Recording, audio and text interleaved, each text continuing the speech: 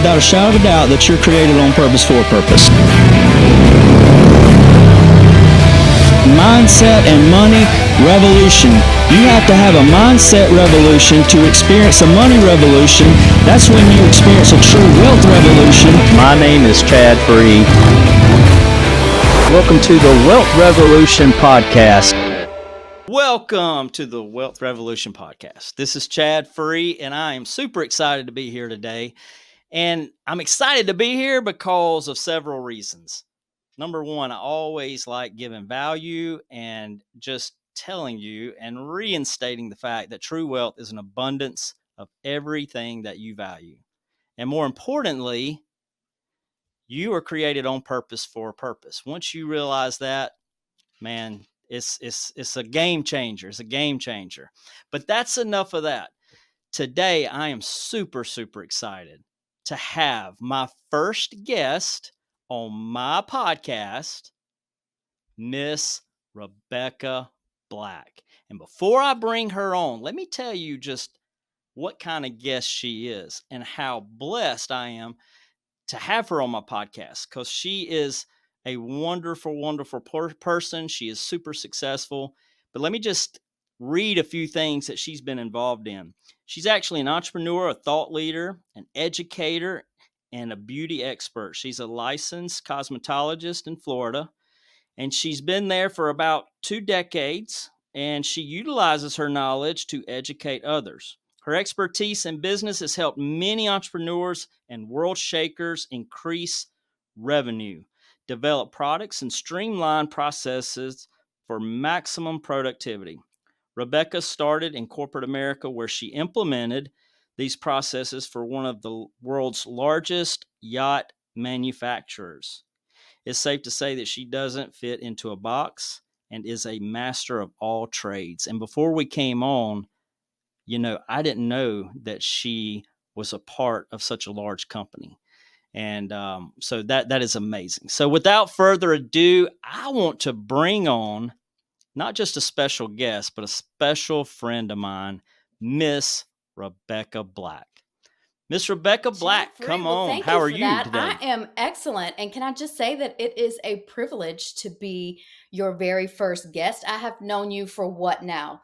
Maybe like 4 or 5 years, 2, 3 years, somewhere right around in there. I mean, it's been a hot minute or two since I have known you, and I have really always been drawn to what it is that what you are teaching, and not only what you're teaching, but how you teach it as well, and kind of sitting back and watching you, the way that you are the family man, and you're present with your wife and you're present with your children, and the way that you help others not only discover their purpose, but really help others lean into it and really figure out, like, what on earth am I here for, and how can I create more impact in my area? So it is a privilege to be your very first guest. And yes, Chad, my first, I would say, my first big girl job was with the Brunswick Corporation, working at Sea Ray Boats in their Sykes Creek facility.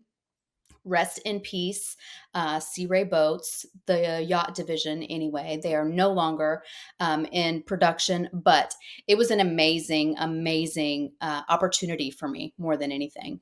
Well, that is so awesome. And from the first time we met, I felt the same way about you. Your confidence is just, it radiates.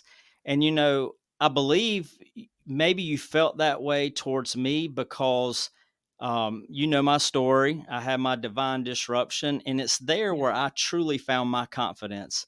And I found my confidence in my purpose. And when I'm just my authentic self, I am who I am, right? I just show up and I don't put on for anybody, right? I don't try to impress anybody, but I'm confident in who I am. And that's what we're going to talk about today, right? But before we dive into it, tell us a little bit more about you in your words, and where Okay, you're so actually a little calling bit us more from about today. me. I am coming to you from the sunshine state of Florida.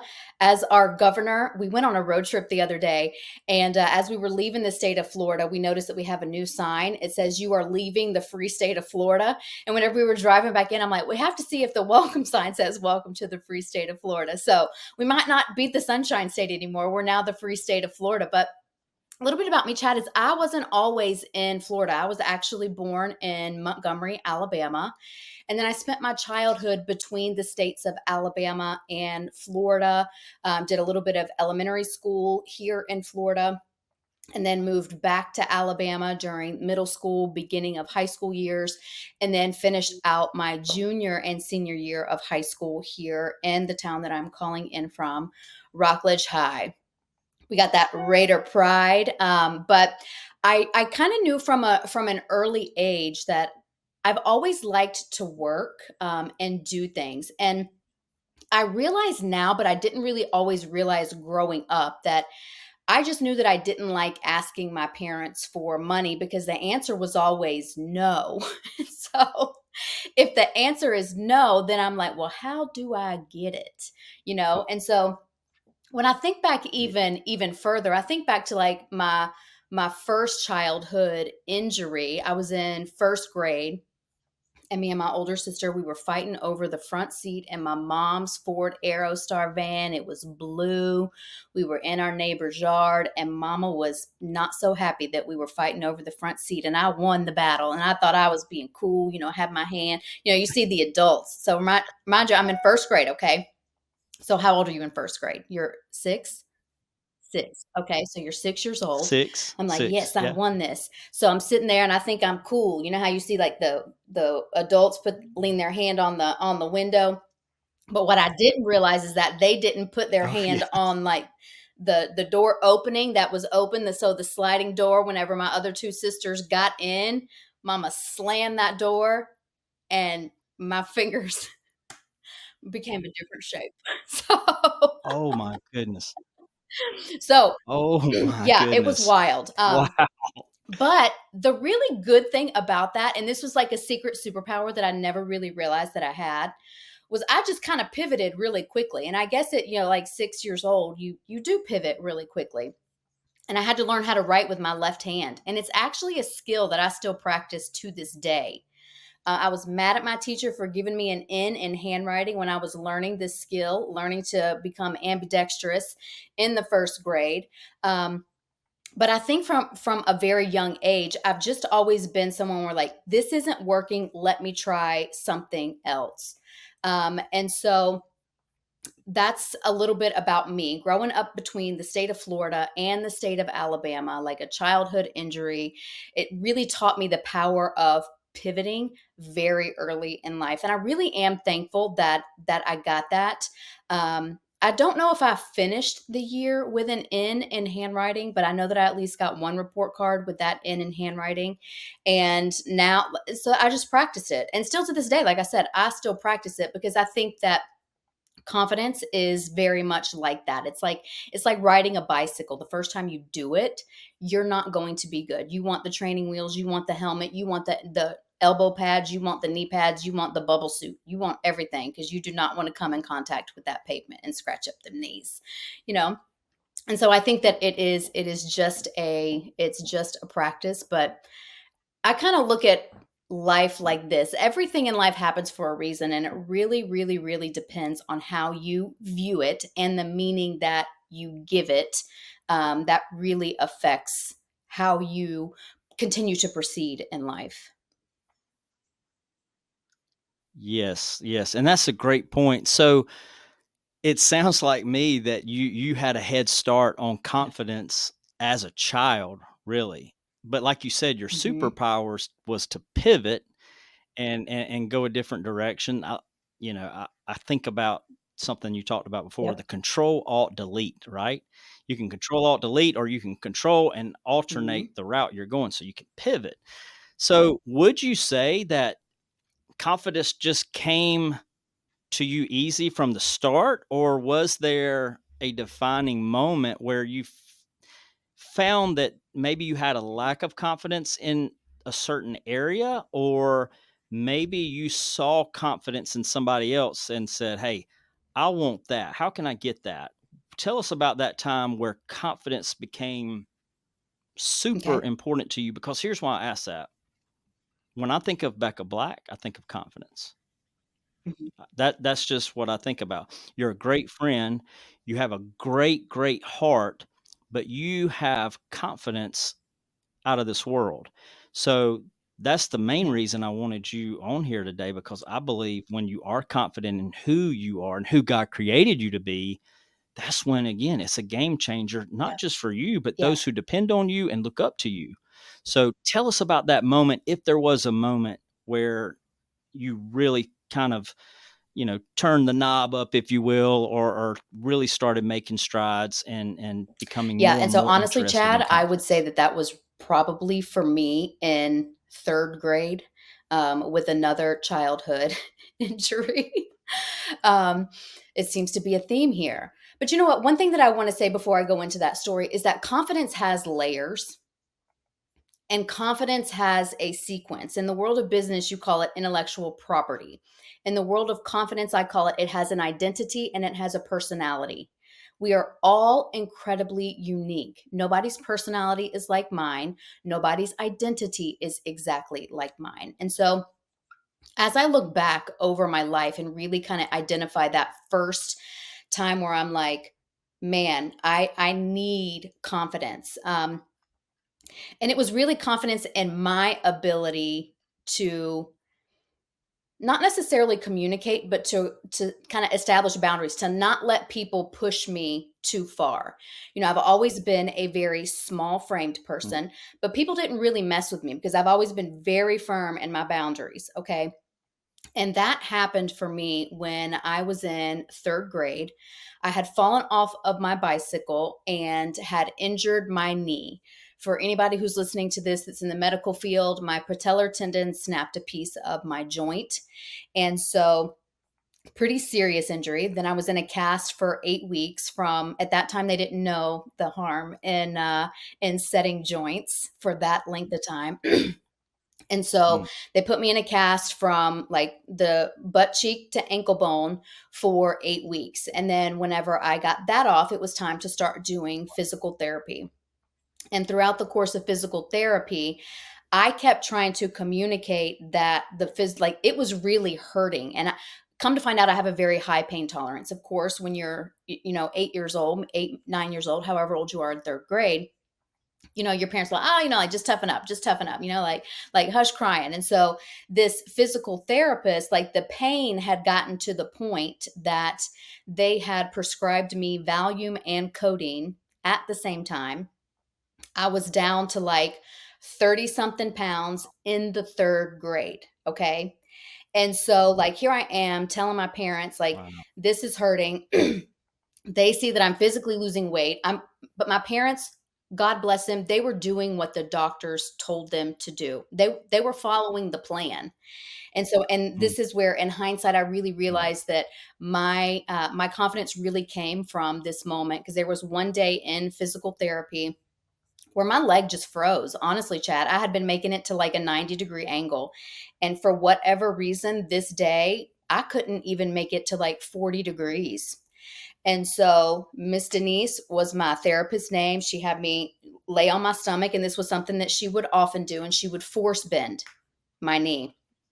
And so this mm, day, I don't know if like she was extra annoyed with me or what happened, but throughout a course of events, like my dad laid across my back, and then one other male physical therapist laid across my back, and she bent my leg.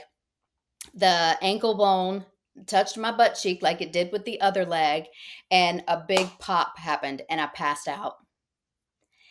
And I got up, oh my and she was like, "Oh, goodness. we broke your scar tissue loose. We broke your scar tissue loose." And she was like, "Let's stand up and walk." And then they're bringing like the little leg ice cooler thing over. And I was crying, and I was like, "Miss Denise, like it's hurting. Like it feels like it's rolling." And what we would come to learn, this was on a Friday afternoon. And Sunday morning before church, my home physical therapy for the weekend was for my dad to bend it. again, to keep it moving, because her theory was that she thought that just scar tissue, I just produced a lot of scar tissue, and it was limiting the mobility of my knee. So my Go ahead. So, hey, let me ask you a question real quick. So when that happened and that pop happened, they were that was a good thing to the doctor? They were kinda, "Hey, we broke your scar tissue." Yes. They were cheering that on, or that was a win That for that them is in this correct, but situation. what Is they that right? didn't know that we come to find out on Okay. Monday, whenever we went and got an X-ray, 'cause when my dad did his part of the deal, he realized that my bones were shifting. And so we went in Monday to get, Mm. fresh X-rays, and she had cracked my femur in half. Yes. So Oh it was my not scar goodness. tissue. It was that Oh they were my good physically pushing me too hard. And through all this time, I'm communicating that the best way that I know how to as an 8-year-old. And so, but as I look back, Chad, it right. was really from that moment. I didn't care if you were a friend in school, if you were at church, if you were an adult, if you I did not care who you were, what you were about. If I didn't feel comfortable, and I was I was not doing it, and you could not convince me. And I still have a lot of that to this day. If there are things that I just am not comfortable with, or I feel like I'm being violated in any way, I'm not being heard, I think that that is the thing that really instilled that in me. And you don't always have to listen to the doctors. So if I had to look back at one thing, I would say that was probably it. That makes complete sense because I talk about confidence comes from your spirit, right?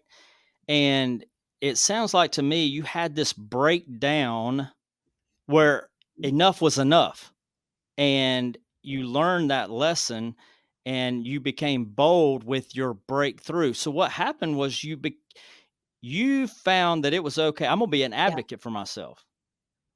And you were going with the flow, right? And like you said, you were communicating that Mhm. as best as you could without rocking the boat. Am I tracking? 100%. Am I picking up what you're putting down? And then finally, you had enough. Finally, you had enough. And I mean, if you would have done that earlier, we can't look back, but you know, maybe that femur wouldn't have been broke. But that brokenness Yes. came physically to you, right? And it's like, Yes. now from now on, that won't happen again. I will speak up. I will be my own advocate because the only person that's going to take care of me is me, and nobody knows what you're feeling. Nobody, Mhm. they're just kind of, Mhm. again, they're assuming. Yeah. So yeah, I think Yeah. that's an Yeah. event that can create some confidence Well, for and sure, not only because you that, don't want to go Chad, back I there. think that So very it smart. really was the beginning of me learning how to choose roles for people in your life, because obviously I'm still a youngster. I'm still under my parents rule. They were great parents. They did the very best that they knew how to do. But even that event taught me that sometimes, this is part of what I teach, why I teach, and especially in confidence, you have to be careful who you're telling everything to, and pay attention, because they were doing the best that they knew how to do, even though it felt wrong for me.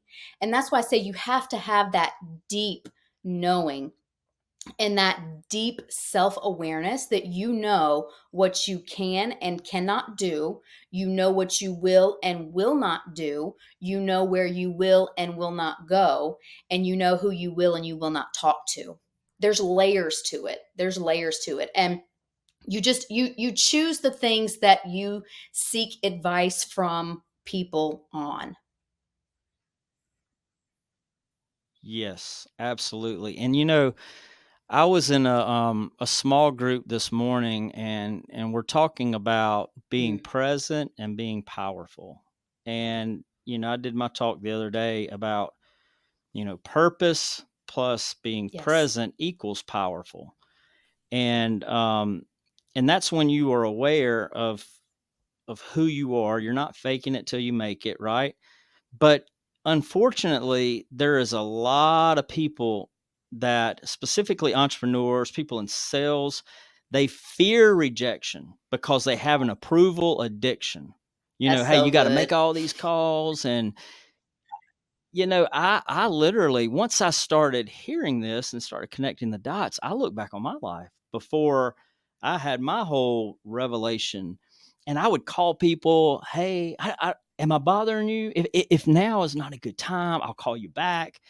And looking back, I'm like, I'm already posturing that I'm not good enough. You're superior. And, I wasn't confident in who I was and Yeah. what I was bringing to the table. And through getting that confidence, you know, Coach Burt says there's really no such thing as rejection when you are full of confidence. Some will, some won't. So what? Yes. And that changes the game. So, do you see that a lot? I'm sure you have we talked a little bit about this. Mhm. The younger generation, they want to be accepted. They want to fit in this status or that status. Well, talk to me about that right there. Do you see that a lot with folks that are Jeffrey, around being and in the and beauty such? industry, it is, in my opinion, the greatest industry out there. And it is one of five licensed professions in the world where your license gives you the ability to touch people. And when you touch people, you build a sense of trust.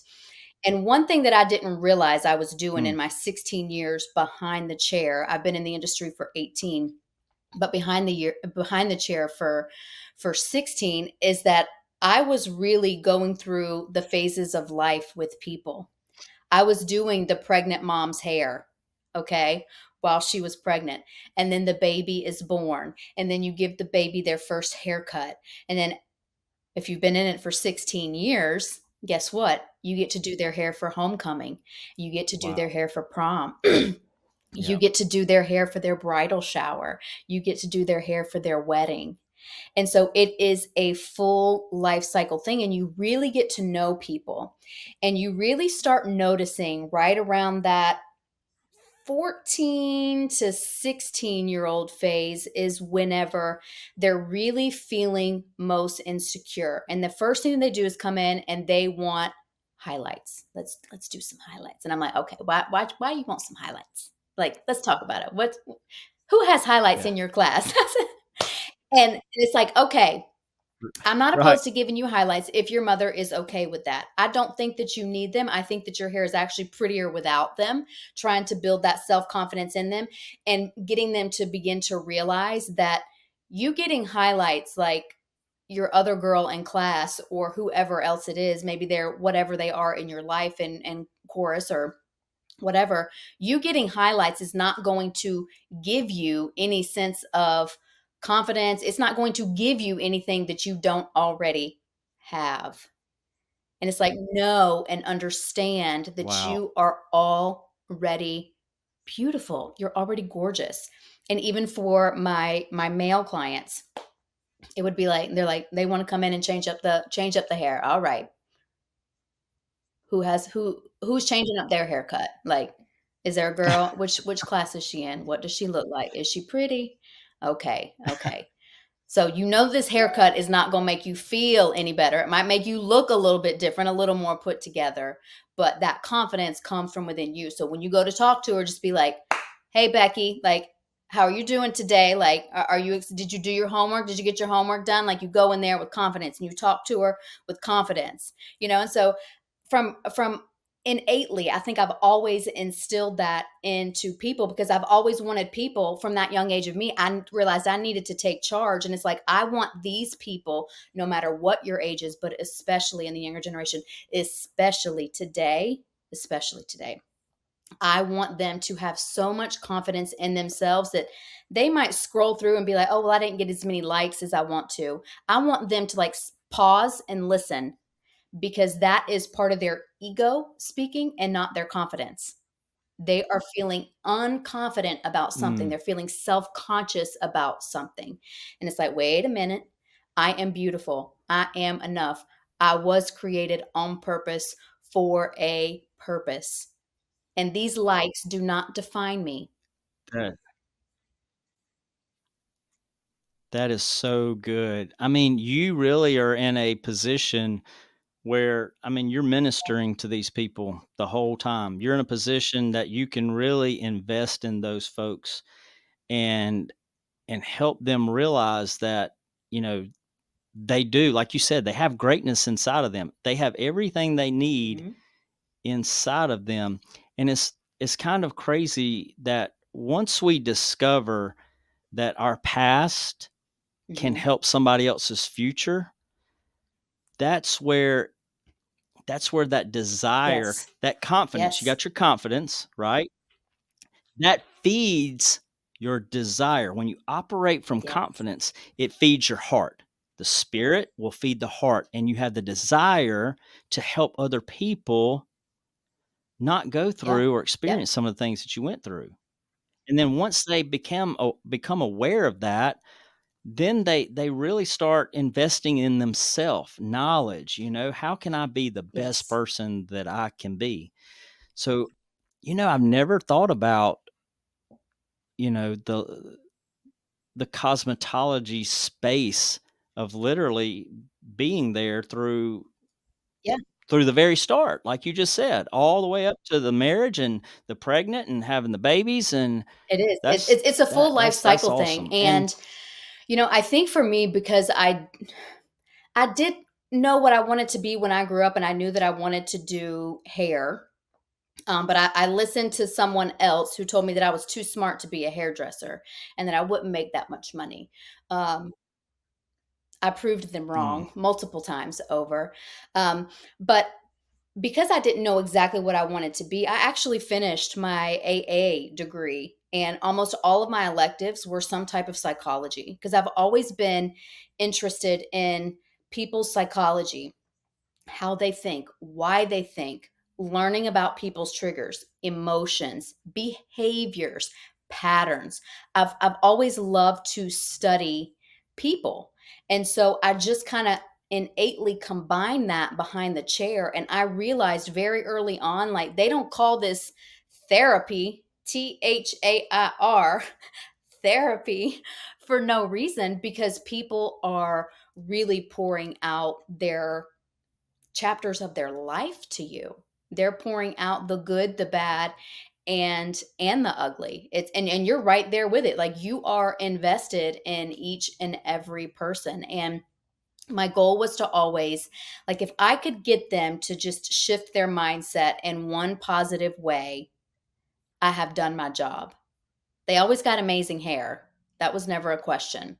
But if I could help them, give them something beyond just the physical, like what you're going to see on social media and the pictures that hang on their walls, I knew that I had made a difference and created the impact that I wanted to create. And as I grew in my professional career, I just kind of wanted to expand that. And that is where confidence, as I call it, confidology, the study and daily practice of confidence, was born.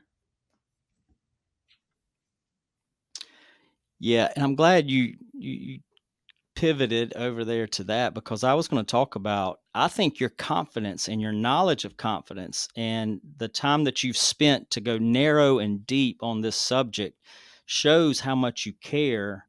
And I would have to imagine that's gotten you in the position that you're in now, because you are working with some true A players who are out there making a difference and making an impact in people's lives.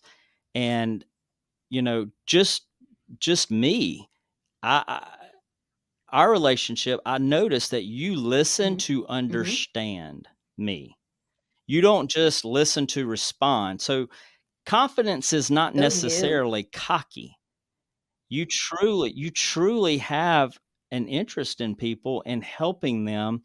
So that's Yeah. what makes you very, very unique. But that, I would say, has really got you in the position that you are in now to really help these, like, a list of people, and who are Yeah. dominating their And markets and and you know what, industries, Chad? Thank you. right? Thank you for that. And I really have always had the ability to see things in people that they don't necessarily see in themselves. And sometimes it's as easy as just like Mm. one sentence, like, have you ever thought about turning that into a course? Have you ever thought about turning that into a book?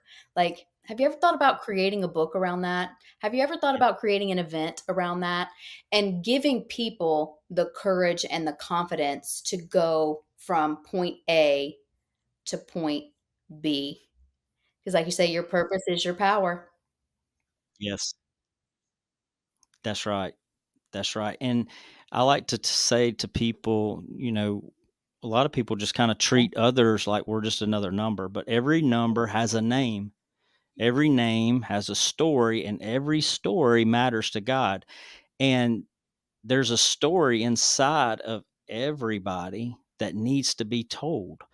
And, you never know who that might impact and who you might be, just kind of holding out on when God's called you to that. I like to tell people, look, man, get off the sidelines, or hoping that something shakes out in your favor, waiting on Yes. leftovers. You're called to get in the game, right? And so that's what really impresses me about you again, and the people you're working with. And that's who I strive to be. I don't want to live by default, like Tim Story says. I want to live Yes. by design.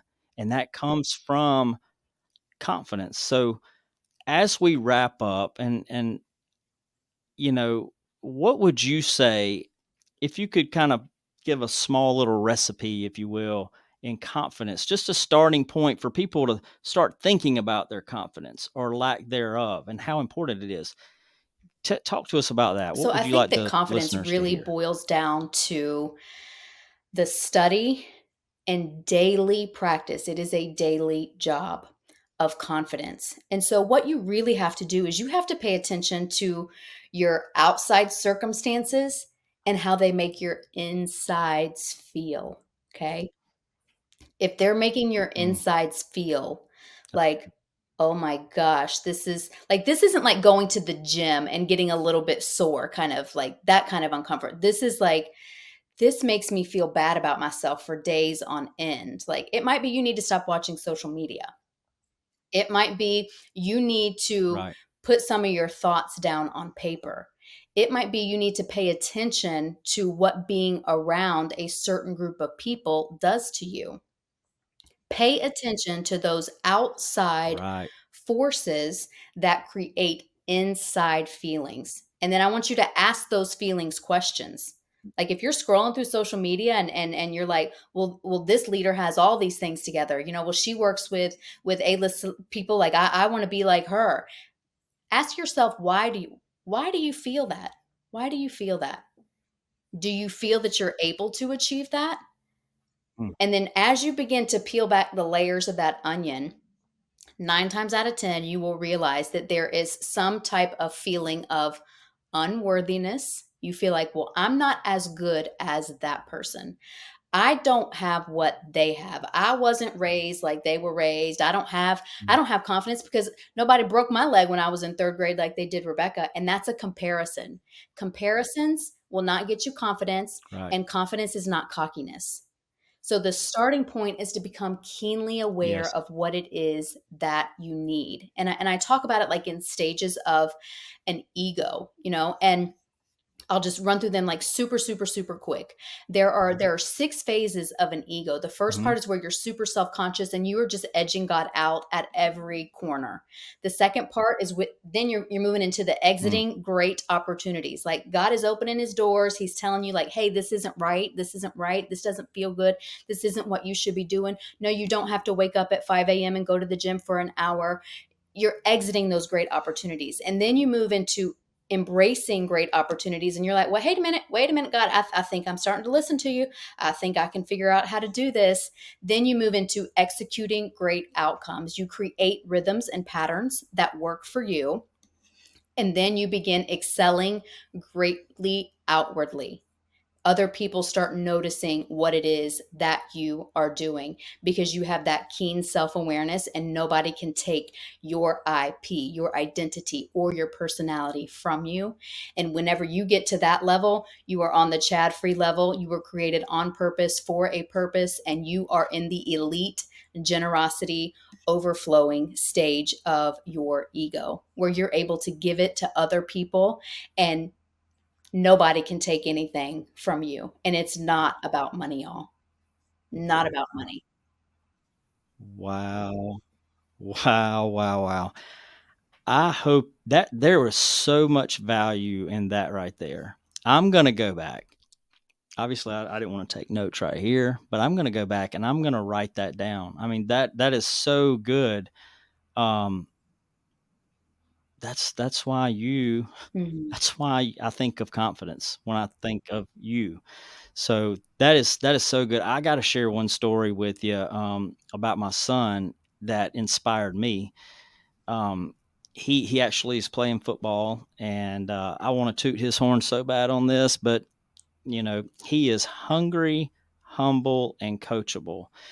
And when he had his first start, Friday Night Lights, it's a whole Mhm. lot different than a Thursday afternoon, right?